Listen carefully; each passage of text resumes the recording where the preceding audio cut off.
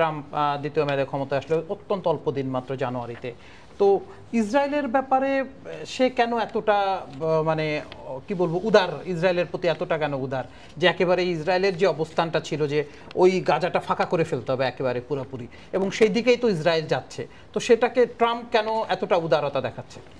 ট্রাম্পের উদারতা না, কিন্তু ট্রাম্প কিন্তু প্রথমে আপনার যদি মনে থাকে যে ট্রাম্প নির্বাচনী প্রচারের সময় যে কথাটি বলেছিলেন যে তিনি এই যে ইসরায়েল ফিলিস্তিন বা গাজায় যে সংকট বা যুদ্ধ বা যেটাই বলি না কেন সেটা তিনি বন্ধ করে ফেলবেন, এবং মানুষ কিন্তু তার কথায় আস্থা রেখেছিল, কিন্তু স্টেটের মানুষগুলো কিন্তু আস্থা রেখেছিল। এবং আস্থা রাখা শুধু না, তারা কিন্তু এই যে আজকে ট্রাম্পের যে পরিকল্পনা, এই পরিকল্পনা কিন্তু ট্রাম্প সেদিন প্রকাশ করেননি।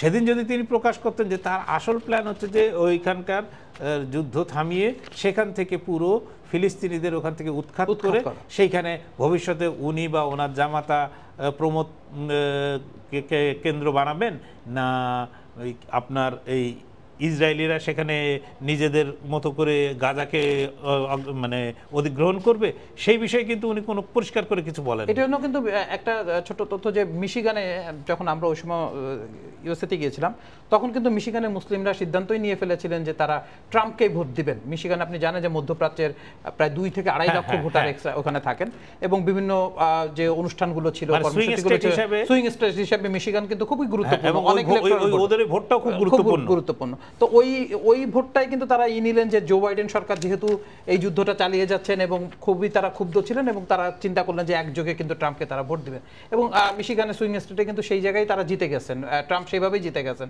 তো তার মানে অনেকটা কি প্রতারণার শিকার হলেন? একদম, মানে আপনি সঠিক শব্দটি বলেছেন যে ভোটাররা ট্রাম্পের উপর আস্থা রেখে মনে করেছিলেন যে উনি একটা ফিলিস্তিন ইসরায়েল ইস্যুতে কোনো একটা সমাধান করবেন, যেটা একটা শান্তিপূর্ণ সমাধান হবে, এই রকম সমাধানের কথা ভেবেই কিন্তু প্রচণ্ড বিরক্ত যারা চিরকাল আপনার কি বলবো ডেমোক্র্যাটদের ভোট দিয়ে এসেছেন, তারাই ঘুরে গিয়ে ট্রাম্পের মতো একজন অথরিটেরিয়ান এবং এতটাই রাইটিস্ট একজন প্রার্থীকে কিন্তু ঢেলে সবাই মিলে ভোট দিলেন একটা আশা থেকে যে ফিলিস্তিনে যে মানে নরসংহারটা চলছে এইটা অন্তত বন্ধ হবে, এই আশা থেকে।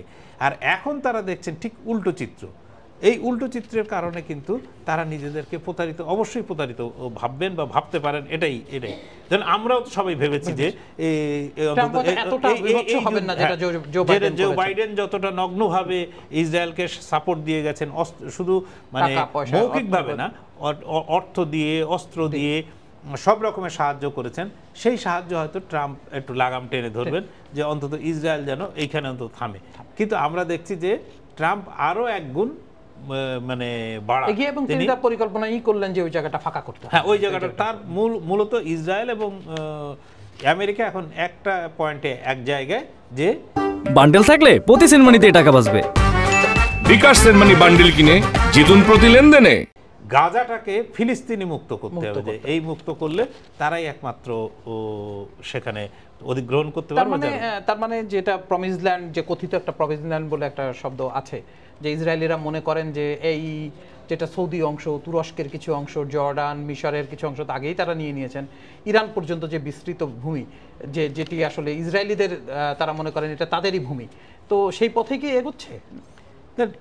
জিনিস হচ্ছে যে এখন যখন সবাই চুপ আছে, আমরা তো এরকমই জানি যে একজন করেই ধরতে হয়, তারা তো অনেককে ধরে ফেলছেন অলরেডি। হ্যাঁ, মূল ইসরায়েলি ভূখণ্ডটাকে নিশ্চিত করতে ওনারা তার চারপাশে একটু বড় ব্যারিয়ার দিয়ে একটা মানে বাধা তৈরি করার চেষ্টা করছেন, যে বলা যায় যে সেফ ল্যান্ড হিসেবে তৈরি করার চেষ্টা করছেন। যে কারণে দেখুন আপনি গোলান হাইট, সিরিয়ার কাছ থেকে গোলান হাইট দখল করার পরে সেই 67 সালের পর থেকে কিন্তু সিরিয়ার গোলান হাইট কিন্তু ফেরত পায় না, বরং গোলান হাইটে ক্রমে ইহুদি বসতি স্থাপন করা হচ্ছে। এবং ওনারা যে প্রমিস ল্যান্ডের যে ম্যাপ প্রকাশ করে ইসরায়েল, সেখানে কিন্তু জর্ডান বলে কোনো রাষ্ট্রের অস্তিত্ব নেই, সেখানে আপনার মিশরের একটা বড় অংশ আছে, সেখানে ইরাকের অংশ আছে, সেখানে সৌদি আরবের অংশ আছে, তুরস্কের একটা ছোট সামান্য অংশ আছে।